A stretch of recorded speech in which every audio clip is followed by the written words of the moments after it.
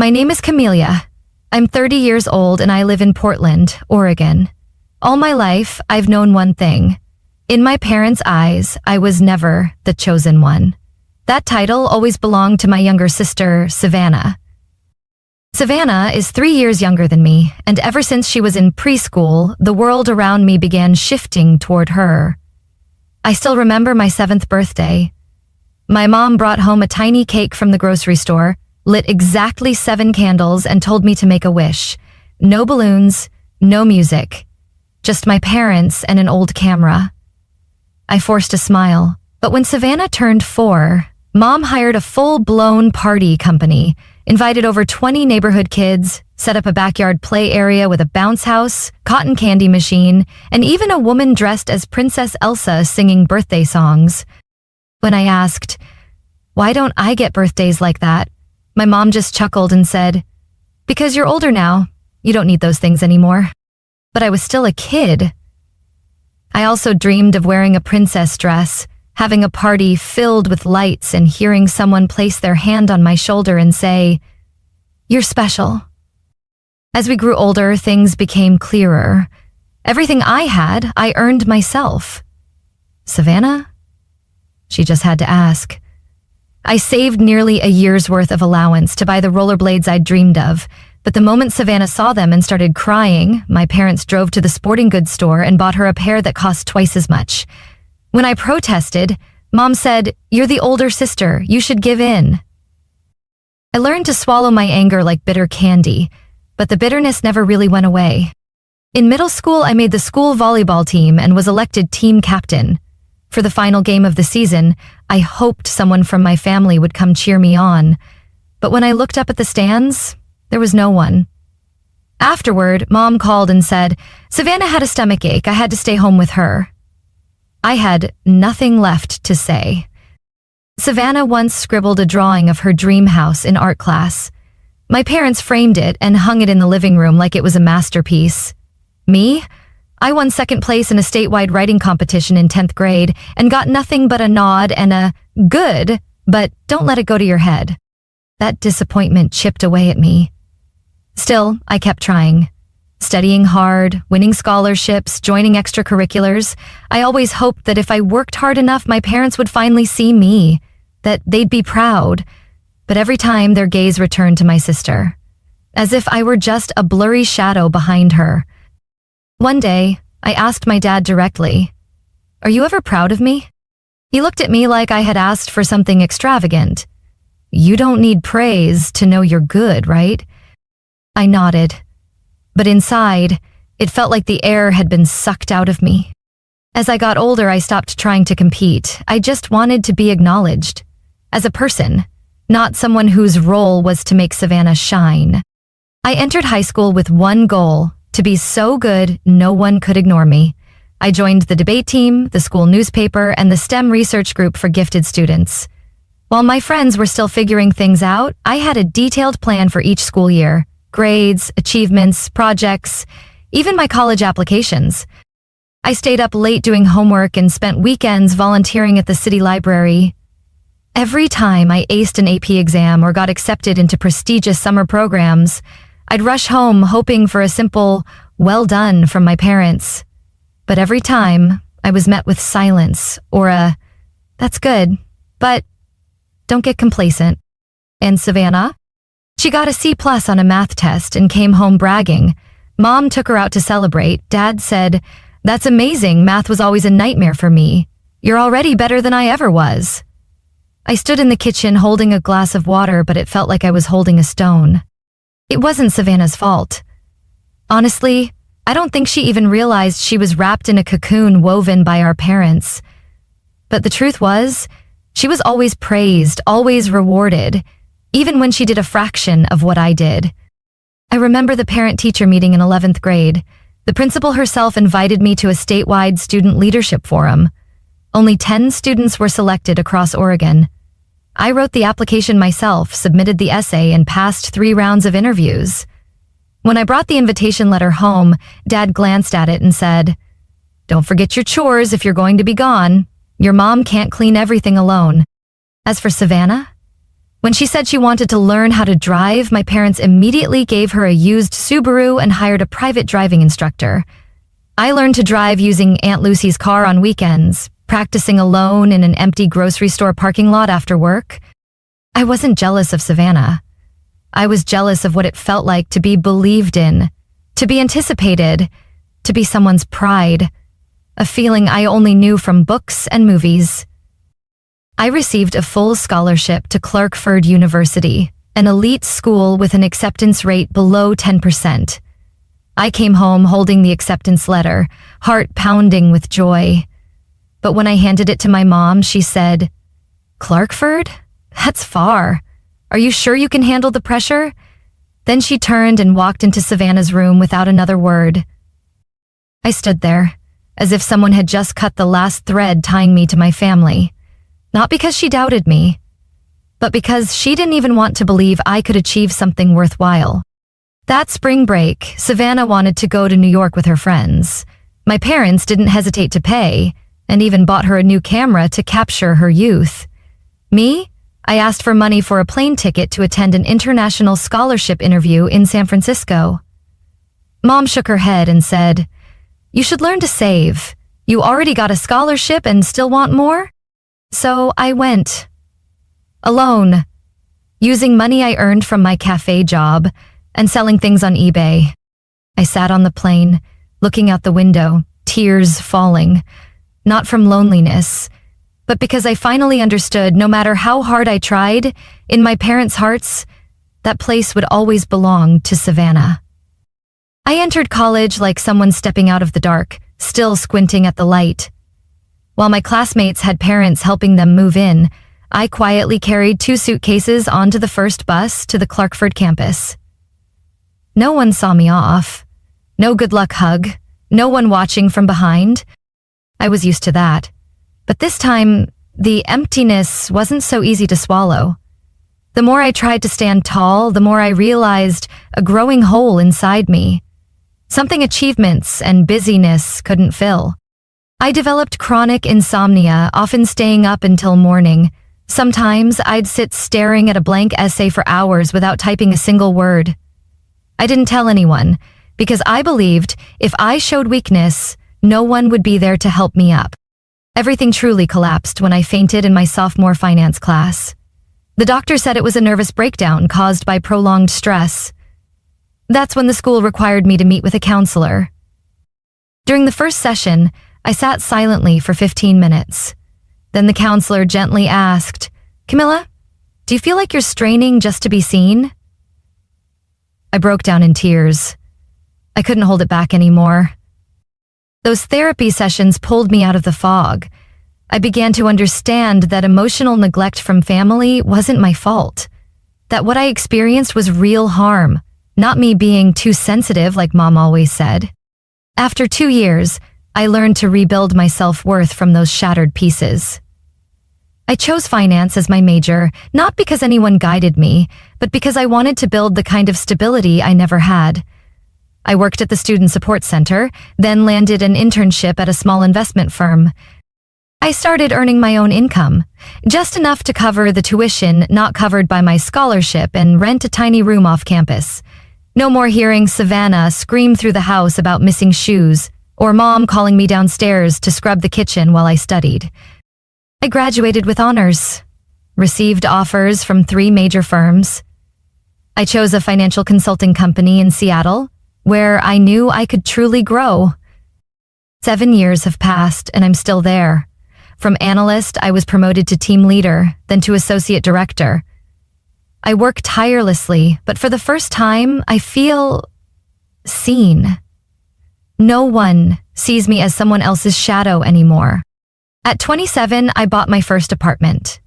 It was a small space filled with light near Green Lake. I stood in front of the door for 10 minutes, just holding the key, breathing in the feeling of finally belonging to something that no one had to give me. I didn't call my parents. I knew if I did, they'd only ask, "How many square feet is it?" and then start talking about how Savannah just launched another TikTok channel that was pretty fun. But that was fine. I no longer lived for their praise. I kept my distance. I only went home once a year for Thanksgiving and usually left early. Conversations with my mom rarely went beyond, "How have you been?" and "Savannah just got a new haircut." "It's gorgeous." Dad barely spoke at all. I thought I was used to it. Thought time would eventually blur everything away like dust. Until I got the call that my grandfather had passed. I still remember that morning. My Aunt Linda, Mom's younger sister, called. Her voice was trembling. "Camila, your grandpa's gone. Last night. In his sleep." I gripped the phone. My heart went still. He was old and his health had been failing for years, but I still wasn't ready for that moment. He was the only one in the family who ever made me feel like I mattered. Not because I was accomplished, but just because I was me. When I told him I'd won a college scholarship, he said, "You make me prouder than anything. No one can ever take that from you." That sentence had carried me through some of my darkest days. The funeral was quiet, somber, and awkward. I arrived early, stood silently in front of his photo, and placed my hand gently over my grandmother's trembling fingers. Savannah stood next to our parents, looking polished, her eyes red, but I couldn't tell if it was from grief or because Mom had just told her about the inheritance. A week later, the whole family was invited to the lawyer's office for the will reading. I didn't think much of it. I went out of obligation. That changed when Mr. James, my grandfather's longtime estate attorney, flipped through the papers and read aloud, "All of my personal assets, including real estate, investment accounts, and savings, shall be equally divided among my 3 grandchildren, Camila Harper, Savannah Harper, and Levi Anderson." I froze. The lawyer continued, "As of now, the total value to be divided is approximately $1.5 million. Each recipient will receive $500,000. The room fell silent. It felt like I'd just been swept into a storm. Not because of the money, but because I knew, at that very moment, my parents wouldn't let this go. And I was right. That evening, just after I got home, I received a text from my mom. "Are you free? Dad and I would like to stop by and talk." 15 minutes later, they arrived. I made tea, poured the water, feeling the heavy dread settle in. Dad spoke first. "Camila, your mom and I think it would be fairer if you gave your share to Savannah. She's going through a rough time. She's only working part-time at the bakery, and she just broke up with her boyfriend. We know you'll understand." I was stunned. I looked at my mom. She didn't meet my eyes, just fiddled with her purse strap. "You're doing fine. You have a good job, your own place, a car. She has nothing." I clenched my jaw. My words came out like stones dropped into water. "But that's Grandpa's money. He chose to divide it equally. I didn't ask for it." Mom looked up, her expression now heavy with disappointment. "You're being selfish, Camila. If he knew Savannah's situation, I'm sure he would have wanted you to share." I stood up. My voice trembled. "If Grandpa wanted Savannah to have everything, he would have said so. This was his decision. Not mine, not yours." Dad slammed his hand on the table. "Do you not remember who raised you, who fed you, paid for your school supplies, took you to the orthodontist, and now you want to take everything and leave your sister behind?" I was speechless. Everything I'd ever taken pride in, my independence, was suddenly twisted into a debt I never agreed to. Did you forget who worked since age 16? Who paid tuition after the scholarship ran out? Who took out credit to buy her first laptop, while Savannah got a brand new MacBook as a gift? Silence. Dad took a deep breath, then said coldly, "If you keep that money, don't expect to ever set foot in this house again." I let out a soft, joyless laugh. Then I said, quiet but clear, "Maybe it's time I stopped trying to." They left shortly after, leaving my nearly paid-off apartment filled with the scent of cold tea and the echo of accusations. I sat alone. Something in me broke, but something else was set free. I knew the battle wasn't over, and I knew my parents wouldn't stop, because to them, I had never been the rightful heir. Just 3 days after that confrontation, I received an email from James's law office. The subject line was chilling. Temporary change of will, executor notification. My heart pounded as I opened it. The letter confirmed that my father, Daniel Harper, had just been appointed as the official executor of my grandfather's will, and that he had filed a petition to review the distribution on grounds of diminished mental capacity. I was stunned. So this was their next move? Twist the intentions of the dead to serve a child they deemed more deserving? I immediately called my grandmother. Her voice was calm, but this time I could hear a sharpness I hadn't before. I know, Camila, and I'm not sitting this one out. I went to her house that afternoon. The red brick home in Spokane was as quiet as ever, but today the silence felt heavy, with truths long kept hidden. She sat me down at the kitchen table where I used to eat apple pie every fall. Camila, she said, placing a thick folder in front of me, did you know, years ago, your father tried to convince your grandfather to leave everything to Savannah? My eyes widened. What? You were still in college then. He emailed your grandfather, 3 pages long, arguing that you were independent and Savannah was sensitive and vulnerable, that an equal split wouldn't be fair. I clenched my fists. She nodded, as if she expected that reaction. But your grandfather refused. He said clearly, I have 3 grandchildren, and I won't let any of them feel less valuable than the others. She pulled out a copy of the will. This, she said. This is the final version. Your grandfather personally added this clause. Any individual who challenges the distribution or attempts to alter it will forfeit their share. I read those lines over and over, relieved and burning with anger. My father had known, yet he still tried to manipulate it. Worse, he used his position to twist everything in Savannah's favor, while treating me like I was in the way. Grandma handed me a USB. This has the audio recording from the will amendment meeting. His original notes and signatures. If needed, give it to the lawyer. I held her hand tightly. I won't. Let them undo his wishes. She placed her hand on my shoulder. I've always known, if anyone in this family would stand up for what's right, it's you. The following week felt like a battlefield. My father emailed extended family claiming he had evidence that Grandpa was confused when drafting the will. My mom hinted indirectly on the family Facebook group that I was ungrateful, clinging to every penny, and breaking the family apart. I said nothing, but I was no longer afraid. I forwarded all the documents Grandma had given me to Mr. James, along with a formal request to review my father's role based on the will's dispute clause. The result came faster than I expected. The following week, Mr. James called an emergency meeting with all parties involved. In the cold, brightly lit conference room, he announced, after thorough review of the evidence, including original audio and witness statements, we find no basis for claims of diminished capacity. Furthermore, under Clause 7, Daniel Harper is hereby removed from his role as executor.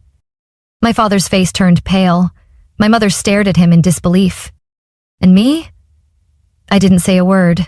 I just looked toward my grandmother at the end of the table, and she nodded. I knew then, even if I wasn't the daughter they chose to cherish, I was the one Grandpa trusted to protect what was right. After that defining meeting, my grandmother, Eleanor, was no longer the quiet woman in the background. She became the one leading the charge. The shield I didn't know I needed until she stood up. For justice, for truth, and for me. She didn't just bring the recording and the will. She reached out to my grandfather's 2 sons, Uncle Thomas and Uncle Mark, who had kept their distance from my father for years due to past disagreements about money and values. When they learned he had tried to reinterpret the will to cut me out, they were livid.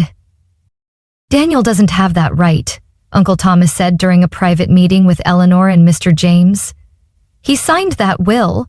How can he now pretend it means nothing? Eleanor replied, firm but calm. Because he never saw anyone but Savannah as worthy. Not because she needed more, but because, in his mind, Camila never belonged. I sat beside her, listening. Every word cut deep, but I didn't cry, not anymore. I'd learned to face the truth without letting it swallow me. Mr. James concluded that, with the support of the remaining heirs and overwhelming evidence of attempted manipulation, the will's execution would be handed over to a neutral third-party attorney outside the family. By the following week, everything was finalized. My father was completely removed from all authority. No one could change the distribution. No one could rewrite Grandpa's wishes. A few days later, I got a call from the bank. The first transfer, $500,000, 0 cents, had been confirmed. I sat frozen on my kitchen chair. The early summer sunlight streamed through the window, lighting up the edge of my scratched oak table. I touched the phone screen, the numbers glowing clearly. It wasn't that I didn't believe it. It was that I'd never thought I could keep something that belonged to me without having to earn it through obedience. That very afternoon, I drove to Grandma Eleanor's house. When she opened the door, I hugged her tightly without saying a word. She didn't ask anything. She just held me close, as if to say, "Your grandpa saw everything, Camilla, and he's proud." That night, she made the spaghetti Grandpa used to love. She turned on his old cassette player, letting the soft jazz he adored fill the room. And for the first time in years, I ate without holding myself together, because I was allowed to let go. After dinner, she took me upstairs. Grandpa's office remained untouched. On the bookshelf, she pulled out a wooden box filled with papers, letters, and a small leather notebook. "Your grandpa kept track of everything you accomplished," she said. "You didn't see it, but he followed your every step. Here's the first article you wrote for the school paper. Here's your Clarkford scholarship letter. And this is your graduation photo." I flipped through the pages, my hands trembling slightly. She looked at me, eyes full of sadness and pride. "Camila, your grandpa didn't split things equally out of obligation.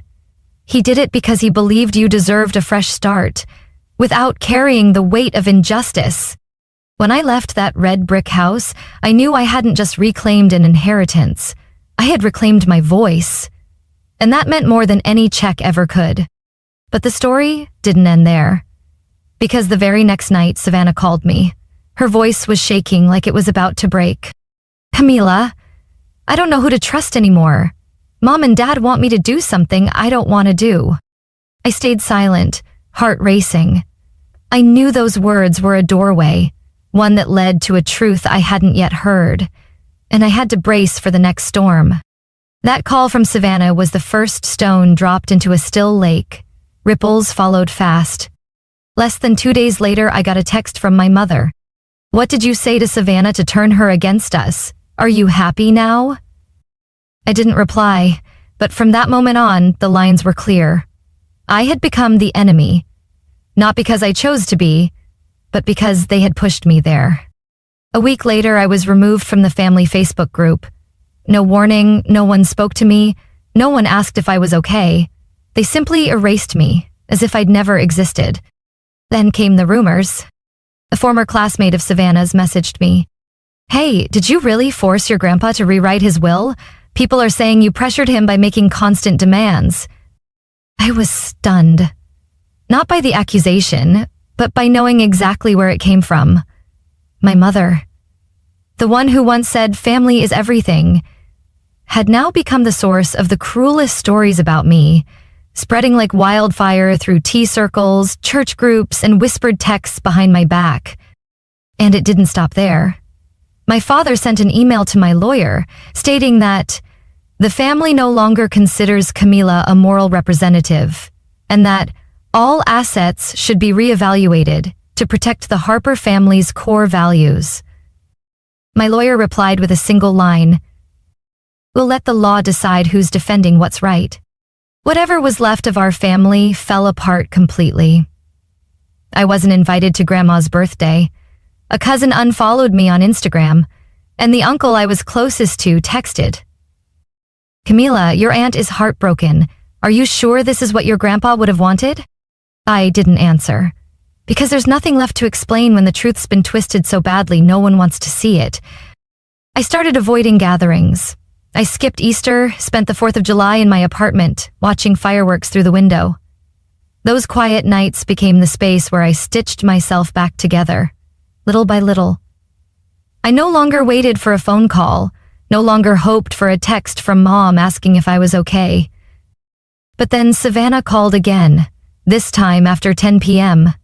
Outside, everything was dark. Camila, Mom told everyone you manipulated Grandpa, that you threatened to leave the family if you didn't get more. I know it's not true, but I'm scared if I speak up, she'll never forgive me. Her voice trembled, and I realized Savannah was a victim too, just from the other side of control. Have you ever thought, I said softly, that a family that only loves you when you stay quiet might not be love at all? Savannah was quiet. After a long pause, she said, I'm trying, but they make me feel like I'm doing something wrong just because I started thinking differently. I didn't blame her. Not anymore. I understood now. Some people have to go very far and hurt very deeply before they can see the place they've escaped from. But my parents showed no signs of stopping. I heard that Dad was threatening to sell the ancestral home in Spokane, saying Camila betrayed the roots of this family and doesn't deserve to hold onto any memories. I said nothing, but Grandma did. She called me after a private family meeting I hadn't been invited to. Her voice was calm but firm. Camila, you're not alone. Don't let them make you bow your head just for having self-respect. And in that moment, I realized true family isn't who shares your last name. It's who's willing to stand in the crowd and say, I believe her. But it still wasn't over, because a few weeks later I got a letter. Not from my parents, but from the tax office. They were investigating suspicious assets filed under Savannah's name. One of the transfers traced back to an old account that had belonged to my dad, right during the week my grandfather died. I set the letter down. My chest felt cold. This wasn't just emotional anymore. This was something bigger and darker, unfolding behind the curtain called family. Not I. I didn't think Savannah would ever show up at my door again, especially after everything. But on a Saturday afternoon at the end of the month, as I was cleaning the kitchen and the radio played one of Grandpa's old jazz favorites, the doorbell rang. I opened the door. She was standing there, no makeup, no fancy clothes, just Savannah, plain, tired, and red-eyed. I stepped aside to let her in without a word. We sat on the sofa, the silence broken only by the sound of wind slipping through the curtains. After a long pause, Savannah finally spoke. I'm sorry. I turned to her. She clutched the hem of her coat, eyes fixed ahead. Not just for what Mom said, but for not doing anything. I knew they treated you unfairly. I just didn't dare speak up. I nodded. I understood. Because if I'd been Savannah, the one put on a pedestal, loved to the point of suffocation, I might have felt like speaking up was a betrayal too. Mom and Dad asked me to sign papers to temporarily transfer my inheritance into Mom's account, she continued. They said it was for tax purposes. I refused, and Mom told me I was no longer her daughter. I took a deep breath, not from surprise, but from hurting for her. Camila, I don't want to become a copy of them. I want to understand why I was so spoiled while you were always expected to give everything up. I was speechless. I used part of Grandpa's money to enroll at the community college, she said. I'm studying social work. I want to help people hurt by their families, like you. And like me. I couldn't hide my surprise, not because Savannah wasn't capable, but because she had dared to step out of the role our parents wrote for her. We talked until late that night. About Grandpa, about all the times I tried to be seen, about how Savannah never felt strong enough to stand on her own, because everything was always handed to her. I was jealous of you, she whispered, because you could make your own choices. I only knew how to follow what I was told. That confession didn't make me feel victorious. It made me feel light, because for the first time, we truly saw each other, without our parents' filter. Since then, we've kept in touch regularly. Every Wednesday, Savannah calls me after class, and I send her reading material on psychology, autonomy, and boundaries in relationships. A month later, she invited me to her first presentation in soft skills class. Her hands shook holding the mic, but when she saw me in the front row, she smiled. At the end of her talk, she said something that silenced the whole room. I used to think family was a constant, a safe place, but sometimes you have to go far away from it to learn who you really are. I didn't clap loudly. I simply stood up, walked over, and hugged her. No more words were needed. Now we've made it a weekend ritual to walk around Green Lake together, where I used to jog alone after long work days. Now, it's where we both begin to heal. I'm not sure if my parents will ever understand the change that's happened. At one point, Mom called Savannah in tears, saying, "Camilla's gotten into your head, and this family's falling apart over some money." But this time, Savannah didn't fold. "I'm choosing the truth, Mom," she told her. "I'm choosing to do what's right, not to stay silent like before." When she told me that, I looked at her for a long time. In that moment, Savannah wasn't the pampered girl who didn't know fear anymore. She had become someone who could face pain, who could try to make things right, even if that meant stepping away from the arms that once protected her all her life. And for me, that marked the beginning of a new chapter, not one of conflict, but of healing. I had always thought I would use the inheritance to invest or create a personal fund, a way to feel more secure in an unpredictable world. But the deeper I went into my healing journey, the more I realized that the first thing I needed to invest in wasn't an asset. It was myself. The first thing I did was pay off the remaining balance on my student loans. When I signed the final payment confirmation, I didn't feel loud joy. What I felt was a deep sense of relief, like I had just taken off an invisible backpack I'd carried for over a decade. I spent part of the money to upgrade my apartment, not to show off, but to make it a real place of healing. I swapped out the old sofa for a soft olive green chaise, installed larger windows that opened to the balcony, and planted lavender and mint in small pots. Every morning, I pull back the curtains, take a deep breath, and make tea with the same teapot Grandpa once used. And for the first time, peace doesn't feel like a distant concept. I also helped Savannah pay for her first semester's tuition. She tried to decline, but I told her, "This isn't Mom and Dad taking care of you. This is me choosing to support someone who stood up for herself." She nodded, eyes watery, and from that moment, the awkward distance between us disappeared.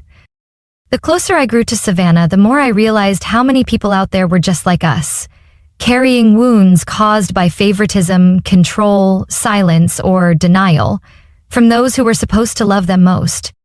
I began reading about family trauma. I joined online support groups where people shared what it was like growing up in broken homes that were still labeled as fine. One evening, after attending a workshop on the power of conditional forgiveness, I sat on the steps outside the downtown counseling center and, for the first time, admitted to myself, I wanted to do something bigger for people like me. I wanted to become someone who walks alongside others, not because I've healed completely, but because I understand that pain too well to watch others endure it alone. I enrolled in a pre-counseling program for working adults. Every Tuesday and Friday night, I'd attend class and sit beside people also trying to start over. Some were retired teachers, some recovering addicts, others former military. We were all different, but strangely connected. Maybe because each of us carried an untold story, I chose to focus on therapy for adults who grew up in toxic family environments. I learned how to listen without judgment, how to guide someone in drawing the line between boundaries and exploited kindness.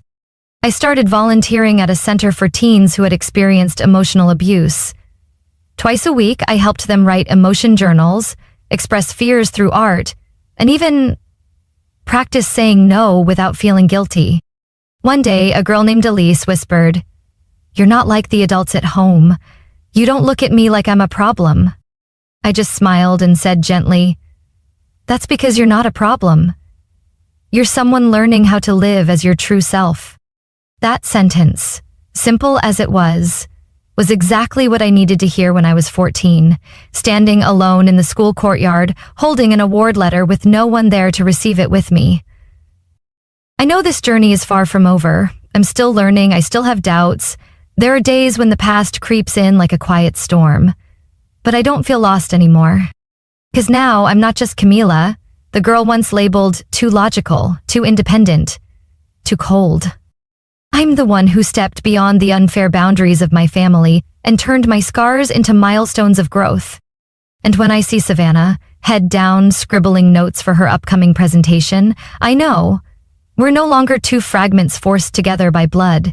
We are two people who chose each other, with understanding, compassion, and a kind of sisterhood rebuilt from the rubble. It's been almost a year since I received my grandfather's inheritance, but the most valuable thing I inherited wasn't the $500,000. It was freedom. I've learned how to say no without explanation. I no longer feel guilty for skipping family gatherings I know will drain me. I don't force a smile through their sarcasm or edit my feelings just to keep the peace. I've stopped trying to prove my worth to my parents. If they can't see me now, it's no longer my burden to bear. One of the biggest things I did for myself was set clear boundaries. No phone calls after 8 p.m. No replying to messages from mom if they're filled with blame or criticism. No letting the past dictate my present. I still keep a few things from childhood. Grandpa's handwritten letters, the old diary I once hid in my desk, the photo of Savannah and me under the apple tree in the backyard. But now, I see them as slices of memory, not open wounds. Savannah and I are continuing on our own journeys, sometimes together, sometimes apart, but always respecting each other's choices. She's still studying, and she was just accepted into a transfer program at the state university. When I asked if she was sure about her major, Savannah smiled and said, "No one ever taught me to live for myself like you did. Now I want to teach others the same." We had a small spring picnic at Lincoln Park, just the two of us, some simple food, and a speaker playing Grandpa's favorite jazz tunes. As the sunset lit up her face, I realized some things we think are broken forever can be put back together, if we're brave enough. I started building my own project, a support group for adults who grew up in families shaped by control, favoritism, or emotional neglect. I called it New Arms. Not just a place for healing, but a place to redefine what family can mean. The project has been slow but steady. We hold small weekend sessions, invite guest therapists, and create safe spaces for people who've never had the chance to be heard. A woman in her 40s once cried, sharing how her mother always compared her to her sister. A college student admitted he'd never pursued his dream major because his dad said it was useless. I listened to every story, and each one reminded me of my own. I also began offering one-on-one sessions, once a week, with a limited number of clients. I wasn't chasing numbers, I just wanted to do it right. And enough. Grandma remains my quiet companion. She came to the opening of New Arms and gave me Grandpa's old scarf from his final years. "To remind you," she said, "that no matter how far you go, kindness and fairness should always start from family, or from those we choose to call family." I hugged her for a long time. She didn't need to say much. Her presence was the kind of support I once wished for from my mother. And now, I have it. Just in a different way. My parents still keep their distance. I don't blame them anymore. Maybe the only thing I hope from them now is acceptance. And if they can't give that, I'll still be okay. Because I no longer live in the shadows waiting for someone to flip the switch. I've built my own light. Now I wake up every morning without that heaviness in my chest. I drink coffee, watch the sunlight spill across the curtains, open emails from strangers waiting to be heard. And I know that my journey, even though it began in pain, has led me somewhere entirely different. Somewhere I don't need anyone's permission to be happy. I don't know exactly what the future holds, but I know one thing for sure. The old cycle ends with me, and this new chapter, I'm the one writing it. Camila's story is a reminder that sometimes family isn't where we're loved unconditionally. It's where we have to learn how to heal and define our worth ourselves. By stepping out of favoritism, setting boundaries, and building her life on her own terms, Camila broke a toxic cycle passed down through generations. What matters most is not the family we're born into, but the way we choose to live, with honesty and kindness for those who deserve it. What do you think about Camila's journey? Have you ever felt the same way she did? Share your thoughts in the comments. And don't forget to follow the channel for more powerful, real-life stories about family and finding your voice.